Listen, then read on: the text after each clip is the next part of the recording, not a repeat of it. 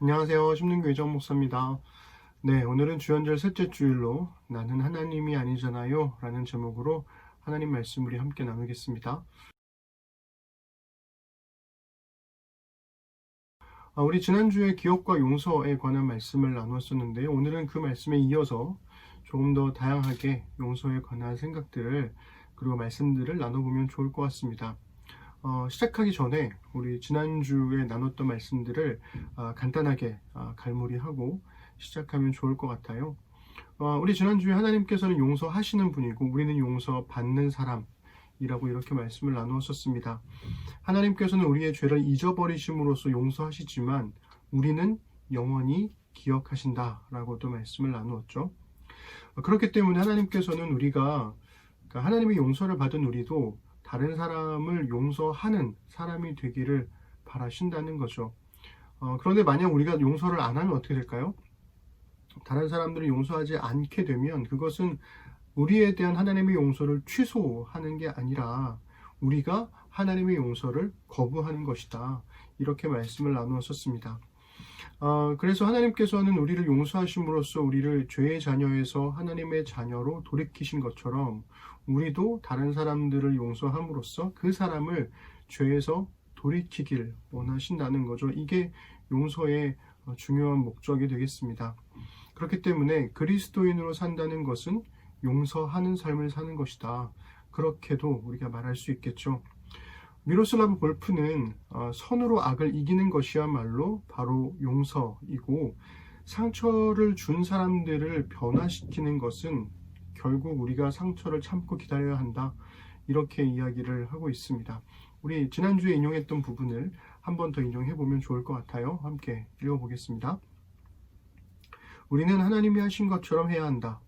우리가 용서해야 하는 이유는 우리가 당한 것만큼 갚아주기보다는 우리에게 상처를 안겨준 사람들을 죄로부터 돌려 세우는 것이 더 중요하기 때문이다. 우리가 용서해야 하는 이유는 우리의 원수들을 응징하기보다는 그들을 원수에서 친구로 만드는 것이 더 중요하기 때문이다. 말로는 참 깔끔하게 정리된 것 같지만 막상 이런 고백을 우리의 일상에 적용하려고 하면 이게 온갖 질문들이 솟구치기 시작한다는 거죠.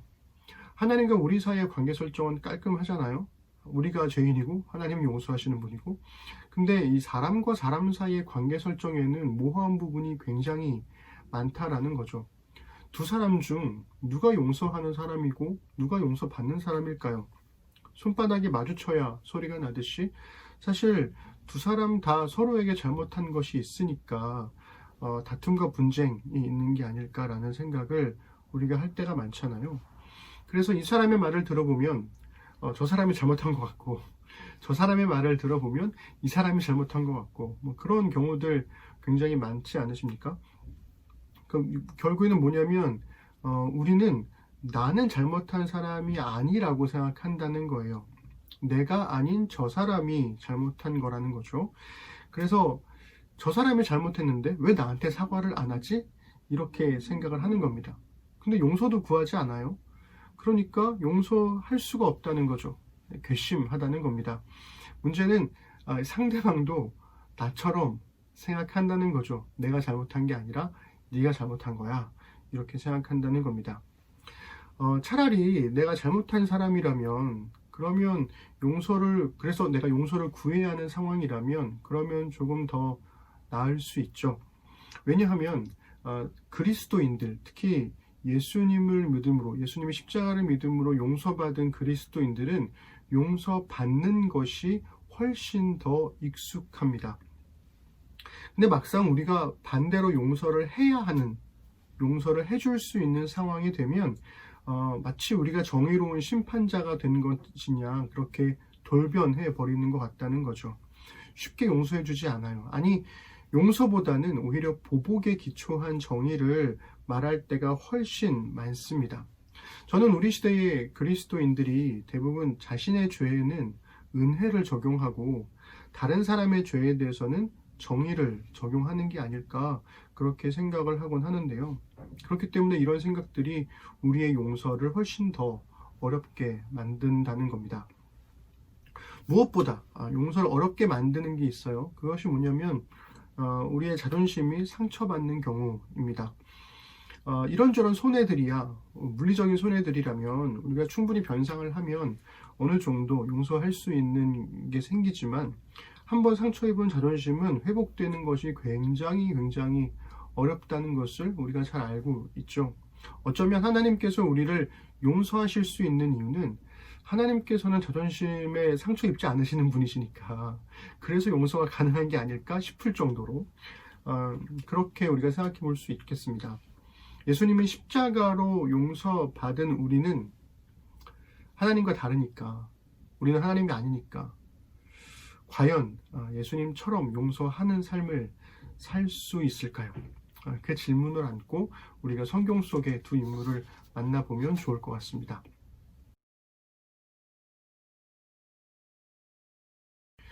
용서의 문제와 관련한 성경의 두 인물이 떠오르는데요. 바로 가인과 요셉이죠.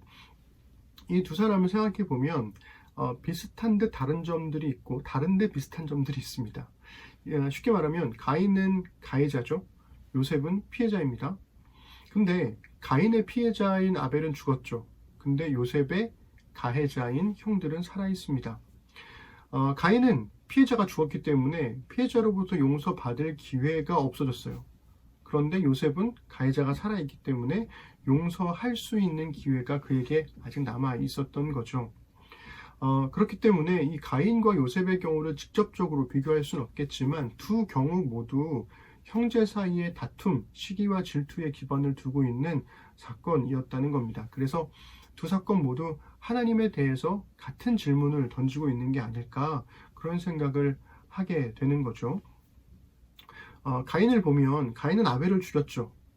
그리고 요셉의 형들은 요셉을 죽이려고 했다가 노예로 팔아버렸습니다. 그러니 가인에게는 살인죄를 적용할 수가 있을 거고 요셉에게는 살인미수 그리고 인신매매 이런 죄들을 적용할 수 있겠습니다. 그런데 이 모든 범죄의 기저에 있는 것이 바로 아까 말씀드린 대로 형제 간의 시기와 질투였다는 거죠. 가인은 하나님이 자신의 장손인 자신의 제사는 받지 않고 동생의 제사만 받은 것에 분노했고요. 하나님의 선택을 받은 동생에 대한 시기와 질투로 또 분노했습니다. 하나님께서는 그런 가인의 마음을 아셨고 그래서 그에게 미리 경고하셨죠. 우리 창세기 4장 6절 7절 함께 읽어보겠습니다. 여호와께서 가인에게 이르시되 내가 분하여 함은 어찌 됨이며 안색이 변함은 어찌 됨이냐 네가 선을 행하면 어찌 낯을 들지 못하겠느냐 선을 행하지 아니하면 죄가 문에 엎드려 있느니라 죄가 너를 원하나 너는 죄를 다스릴지니라. 아멘. 그럼 죄가 문에 웅크리고 있습니다. 밟기만 하면 삼켜버릴 기세로 웅크리고 앉아 있는 거죠. 죄가 문 앞에서 가인을 원하고 있어요. 하나님은 가인이 죄를 다스리기를 원하셨지만 가인은 주저함 없이 그 죄를 밟아버렸고요. 기꺼이 그 죄의 아가리 속으로 들어가 버렸습니다. 창세기 4장 8절 9절 함께 읽어보시죠. 가인이 그의 아우 아벨에게 말하고 그들이 들에 있을 때에 가인이 그의 아우 아벨을 쳐 죽이니라. 여호와께서 가인에게 이르시되 내 아우 아벨이 어디 있느냐? 그가 이르되 내가 알지 못하나이다. 내가 내 아우를 지키는 자이니까. 아멘. 이번에 우리 요셉을 좀 생각해 볼까요? 요셉이 등장하는 창세기 37장을 읽어보시면 어렸을 때 요셉이 그렇게 매력적인 인물이 아니었다는 것을 대번에 알 수가 있습니다. 요셉은 형제들의 죄를 아버지에게 고자질하는 소년이었어요. 밉상 캐릭터였다는 거죠. 요셉은 아버지의 사랑을 등에 업고 형들을 자기 아래에 두려 했던 교만한 막내였습니다. 그렇기 때문에 이 형제들의 죄도 동생에 대한 시기와 질투에서 비롯된 것임을 우리가 알 수 있는 거죠. 형제들의 살의 요셉을 죽이고자 하는 그런 마음들은 가인의 경우처럼 문에 웅크린 죄와 같았습니다. 우리 창세기 37장 18절부터 24절 긴 본문이지만 우리 딱 필요한 부분만 요약해서 함께 읽어볼게요. 시작. 요셉이 그들에게 가까이 오기 전에 그들이 요셉을 멀리서 보고 죽이기를 꾀하여 그를 잡아 구덩이에 던지니 그 구덩이는 빈 것이라 그 속에 물이 없었더라. 아멘. 죽이려고 했다가 참았는데 근데 물이 없는 구덩이에 던져버렸어요. 거의 살인미수와 같은 거죠. 그런데 이 형제들의 잔혹함은 어디서 나타나냐면 이 말씀 바로 이어지는 부분에서 이들이 동생은 물이 없는 구덩이에 던져놓고 자기들은 태연하게 밥을 먹었다는 사실에 있습니다. 우리 함께 읽어보겠습니다. 25절부터 28절입니다. 그들이 앉아 음식을 먹다가 눈을 들어 본즉 그때에 미디안 사람 상인들이 지나가고 있는지라 형들이 요셉을 구덩이에서 끌어올리고 은 20에 그를 이스마엘 사람들에게 팔매 그 상인들이 요셉을 데리고 애굽으로 갔더라. 아멘. 가인의 살인죄가 용서받을 수 없는 죄인 것처럼 형제들의 살인미수와 인신매매도 역시 용서받을 수 없는 죄 아닐까요? 그런데 이 두 사건이 이상한 방향으로 흘러가더라는 거죠.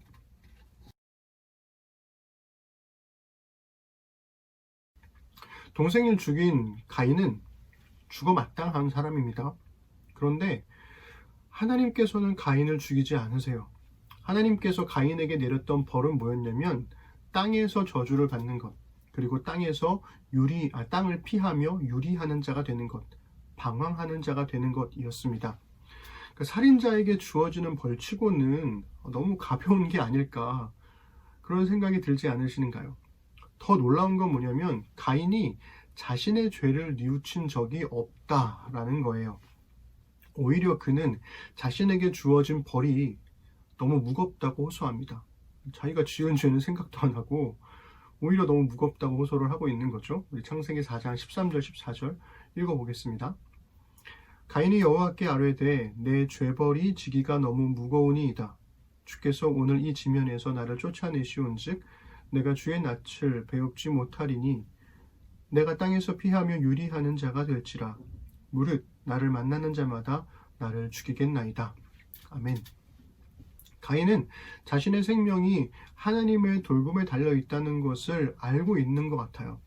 그렇기 때문에 하나님 앞에서 쫓겨난다는 것은 주님의 얼굴을 뵙지 못한다는 것이고, 그것은 또한 누구든지 가인을 죽이려고 달려들 수 있다는 것을 의미하는 것이기도 합니다. 적어도 가인은 그렇게 생각했다는 거죠. 그런데 하나님께서는 이 가인이 죽음을 면할 수 있는 그런 표를 그에게 주세요. 결국 가인은 동생을 죽인 살인죄를 저질렀음에도 불구하고 자신은 죽임을 당하지 않을 하나님의 표를 가지고 에덴의 동쪽에서 살아가더라는 겁니다. 어떻게 이럴 수 있는가 하는 거죠. 물론 하나님의 얼굴을 보지 못하는 것이 사실은 죽음보다 더한 벌이다, 이렇게 신학적인 해석을 적용할 수도 있겠지만, 형제를 살인한 죄의 대가가 그저 추방에 그친다면 우리는 그걸 납득할 수 있을까 라는 생각이 든다는 거죠. 요셉의 경우를 좀 볼까요? 요셉은 온갖 고생 끝에 이집트의 총리가 되었습니다. 그리고 형들은 극심의 가뭄에 시달려 하다가 결국에는 요셉의 앞에, 총리가 된 요셉의 앞에 엎드려서 곡식을 달라고 요청을 했죠. 아벨은 죽었기 때문에 죄를 벌할 수는 없었지만 요셉은 살아서 총리가 되었으니까 이제는 형들을 벌할 수 있는 기회와 또 능력이 그에게 주어졌다는 거죠. 그런데 잘 아시다시피 요셉은 형들의 죄를 용서해 줘요. 형들의 죄를 하나님의 은혜로운 계획의 일부로 그가 해석했고 그렇게 고백했기 때문에 그렇습니다. 우리 창세기 45장 7절 8절 읽어보겠습니다. 시작. 하나님이 큰 구원으로 당신들의 생명을 보존하고 당신들의 후손을 세상에 두시려고 나를 당신들보다 먼저 보내셨나니 그런즉 나를 이리로 보낸 이는 당신들이 아니요 하나님이시라. 하나님이 나를 바로에게 아버지로 삼으시고 그 온 집의 주로 삼으시며 애굽 온 땅의 통치자로 삼으셨나이다. 아멘. 요셉은 용서를 했어요. 그런데 문제는 뭐냐면 형제들이 요셉의 용서를 받아들이지 않았다는 겁니다. 요셉이 용서했지만 형들이 이 용서를 받아들이지 않았다는 것이 언제 드러나냐면 창세기의 제일 마지막 부분, 바로 그들의 아버지 야곱이 죽었을 때 드러납니다. 아버지 야곱이 죽자 형제들은 불안해졌어요. 형제들은 요셉이 자신들을 벌하지 않은 이유를 아버지 때문이라고 생각했던 것 같습니다. 결국 그들은 잊지도 않은 아버지의 유언을 빙자해서 요셉에게 다시 한번 용서를 구하는 이런 아이러니한 상황이 펼쳐진 거죠. 우리 창세기 50장 15절부터 17절 읽어보겠습니다. 요셉의 형제들이 그들의 아버지가 죽었음을 보고 말하되 요셉이 혹시 우리를 미워하여 우리가 그에게 행한 모든 악을 다 갚지는 아니할까 하고 요셉에게 말을 전하여 이르되 당신의 아버지가 돌아가시기 전에 명령하여 이르시기를 너희는 이같이 요셉에게 이르라 내 형들이 네게 악을 행하였을지라도 이제 바라건대 그들의 허물과 죄를 용서하라 하셨나니 당신 아버지의 하나님의 종들인 우리 죄를 이제 용서하소서 하며 요셉이 그들이 그에게 하는 말을 들을 때에 울었더라. 아멘. 요셉은 이미 용서했는데 형제들은 그 용서를 받아들이지 않았습니다. 형제들은 자신들의 죄를 뉘우쳤지만 그러나 그 죄만큼의 처벌은 받지 못했다고 판단했던 것 같아요. 그러니 계속 불안했던 거죠. 문제는 요셉이 그냥 가타부타 말도 없이 울기만 하니까 형들은 요셉의 마음을 알 길이 없잖아요. 그러니까 더 불안해진 겁니다. 요셉이 울었던 이유는 용서받았는데 계속해서 죄인처럼 살고 있는 형들의 모습이 너무나 안타까웠던 거죠. 형제들은 이 불안한 마음을 가지고 다시 요셉을 찾아가서 자기들이 생각할 때 우리가 요셉에게 지은 죄만큼의 합당한 처벌을 요청합니다. 그게 뭐냐면 요셉의 종으로 살겠다는 거예요. 종으로 살게 해달라는 거죠. 그러니까 요셉은 형들의 죄를 잊어버리고 형들과 함께 살길 원했는데 형들은 자신들의 죄를 기억하고 요셉의 종으로 살기를 요청했다는 겁니다. 우리 창세기 50장 18절 읽겠습니다. 그의 형들이 또 친히 와서 요셉의 앞에 엎드려 이르되 우리는 당신의 종들이니이다. 아멘.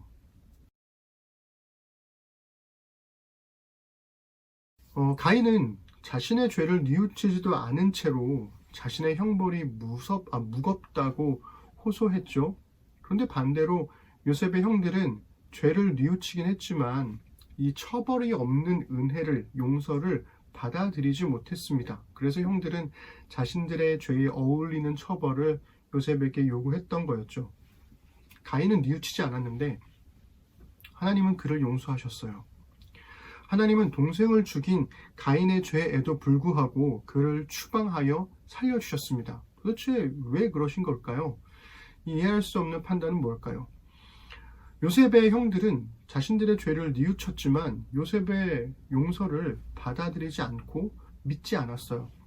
그런데도 요셉은 형들을 또다시 불러서 용서하고 위로하고 설득합니다. 도대체 요셉은 또 왜 그러는 걸까요? 요셉의 고백에서 좀 힌트를 얻을 수 있지 않을까 싶어요. 우리 창세기 50장 19절부터 21절 우리 읽어보겠습니다.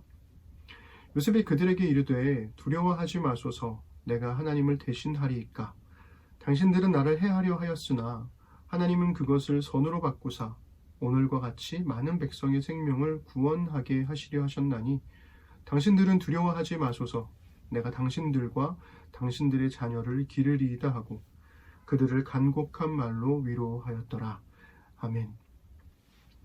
하나님은 뉘우치지도 않은 가인의 죄를 왜 용서하신 걸까요? 요셉은 용서를 도저히 받아들이지 못하는 형들을 왜 끝까지 용서하려고 위로하고 있는 것일까요? 용서하는 것도, 용서를 받는 것도 이게 참 어려운 일이라는 생각이 듭니다. 이렇게 한번 생각해 보자고요. 가인이 했던 말, 내가 내 아우를 지키는 자입니까? 이 말을 나는 하나님이 아니잖아요. 이렇게 우리가 해석할 수 있을까요? 만약 그렇다면 가인은 자신이 하나님이 아니니까 동생을 지킬 책임이 없다고 말하고 있는 셈입니다. 즉 하나님이 아니기 때문에 죄를 지을 수도 있지 뭐 라고 생각하는 거죠. 네, 맞습니다. 우리는 하나님이 아니기 때문에 실수하고 잘못하고 죄를 짓기도 하죠.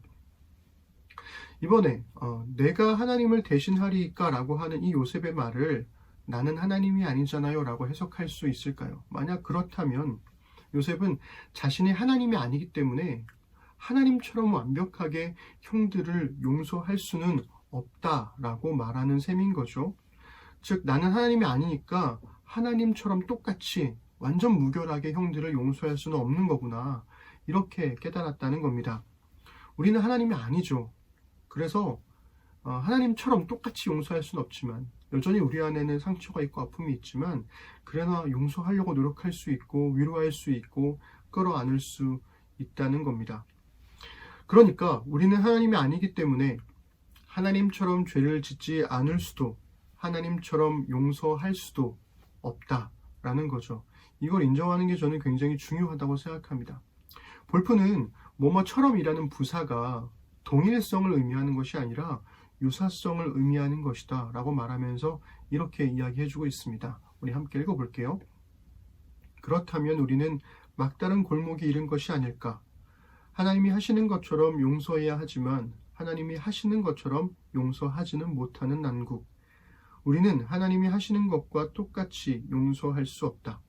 하지만 우리는 용서하시는 하나님을 닮도록 지어졌기 때문에 하나님이 용서하시는 것과 비슷하게라도 용서하지 않으면 안 된다. 우리는 하나님이 베푸시는 것처럼 베풀고 하나님이 용서하시는 것처럼 용서하는 것이다. 네, 이제 조금 실타래가 풀려 가시나요? 그런데 아직 풀리지 않는 게 있습니다. 그게 뭐냐면 뉘우치지 않은 가인이 문제라는 거죠. 하나님은 가인이 뉘우치지 않았는데도 불구하고 용서하셨어요. 우리는 용서의 가장 중요한 조건이 뉘우침이라고 생각하잖아요. 그런데 하나님께서는 이 뉘우침을 조건으로 두지 않으셨다는 거죠. 볼프는 이렇게 얘기합니다. 뉘우침은 용서의 조건이 아니라 필연적 결과다, 이렇게 얘기해 주고 있어요. 한번 더 읽어볼게요. 뉘우침은 용서의 조건이 아니라 용서의 필연적 결과다. 용서하시는 하나님을 본받아 용서하는 사람들은 가해자가 뉘우치건 안 뉘우치건 아랑곳하지 않고 늘 용서하려고 할 것이다. 용서하는 사람의 용서는 뉘우침의 제약을 받지 않고 이루어진다. 그러나 가해자가 용서를 받는 것은 그의 뉘우침 여부에 달려있다. 뉘우침이라는 것은 책망을 달게 받는 것이다. 루터가 옳게 지적했듯이 잘못을 인정하지 않는 가해자는 용서할 수 있는 죄를 용서할 수 없는 죄로 변질시키는 것이나 다름없다. 자, 그러면 가인은 에덴의 동쪽에서 자신의 죄를 뉘우치면서 남은 여생을 살았을까요?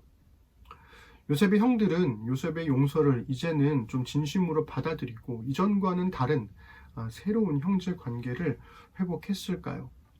성경이 침묵하고 있기 때문에 우리는 그 이후의 이야기에 대해서 알 수는 없습니다.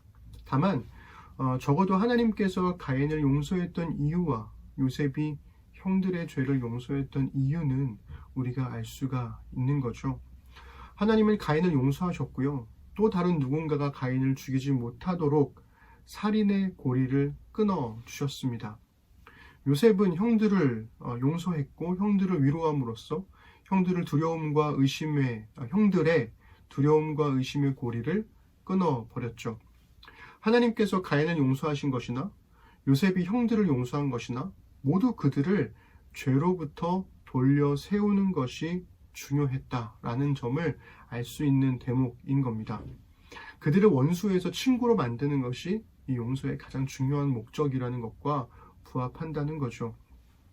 그러니 하나님과 요셉의 용서는 시기와 질투, 분노와 살인으로 그리고 살의로 어그러진 관계를 회복하기 위한 것이었음을 우리가 알 수 있습니다.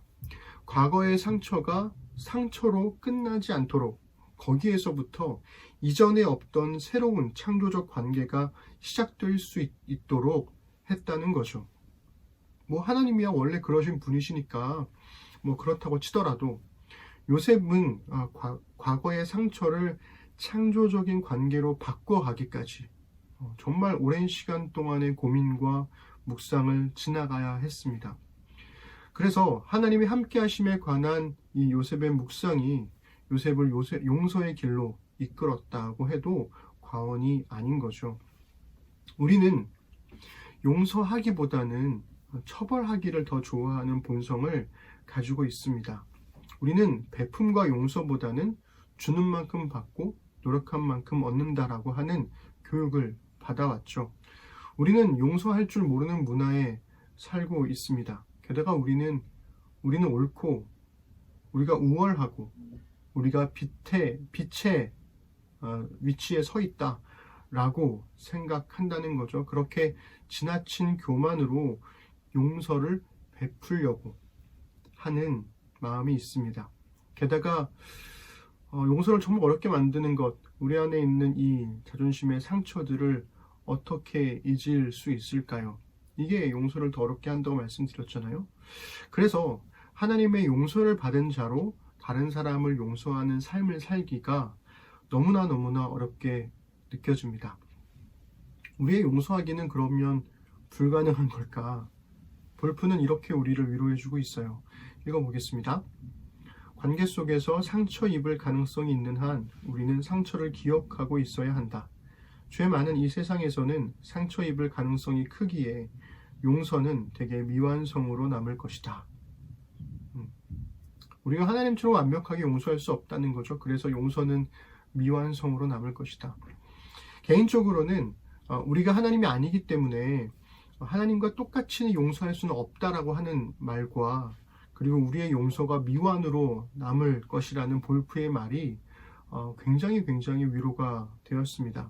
물론 그의 위로를 가급적 용서를 피하기 위한 목적으로 우리가 사용하지만 않는다는 전제 하에서 이 위로가 되더라는 거죠.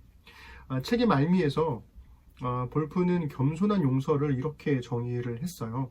읽을게요. 선으로 악을 이기도록 돕는 것, 가해자를 뉘우치게 하고 가해자와 화해하고 가해자를 선한 사람으로 회복시키는 것, 그것이 용서다. 네, 어떠신가요? 상처의 창이 새로운 창이 되려면 말씀과 기도로 인한 내면의 묵상을 통해서 하나님을 닮은 외면의 용서로 살아가야 하는 거죠. 너무 어려운 일이지만 막상 그 길을 지나고 나면 이전과는 다른 새로운 관계의 회복을 누릴 수 있게 될 것입니다. 그것이 우리 그리스도인들에게 주어진 소망이 아닐까 싶어요. 하나님을 닮은 용서로 창의 신앙이 열매 맺을 수 있는 그런 우리 심는 사람들이 되었으면 좋겠습니다. 우리 마지막으로 에베소서 4장 31절 32절 우리 함께 읽어볼게요. 너희는 모든 악독과 노함과 분냄과 떠드는 것과 비방하는 것을 모든 악의와 함께 버리고 서로 친절하게 하며 불쌍히 여기며 서로 용서하기를 하나님이 그리스도 안에서 너희를 용서하심과 같이 하라. 아멘. 우리 기도하겠습니다. 하나님, 용서받는 것은 감사히 하면서 용서하는 것은 어떻게든 피하고 싶어하는 게 우리의 마음입니다. 우리의 이 나쁜 마음을 주님께서 긍휼히 여겨주시고 더디더라도 그리스도의 마음을 닮아갈 수 있도록 도와주옵소서.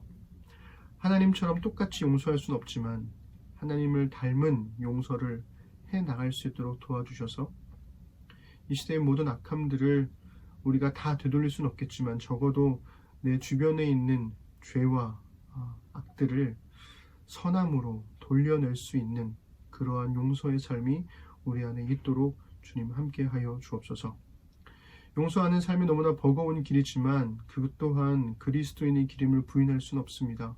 주님, 우리에게 주어진 이 삶의 길, 세상과는 정반대의 길을 원하시는 주님, 그 길을 기꺼이 우리 신는 사람들과 함께 걸어갈 수 있는 우리가 되도록 함께하여 주옵소서. 감사드립니다. 예수님의 이름으로 기도드립니다. 아멘.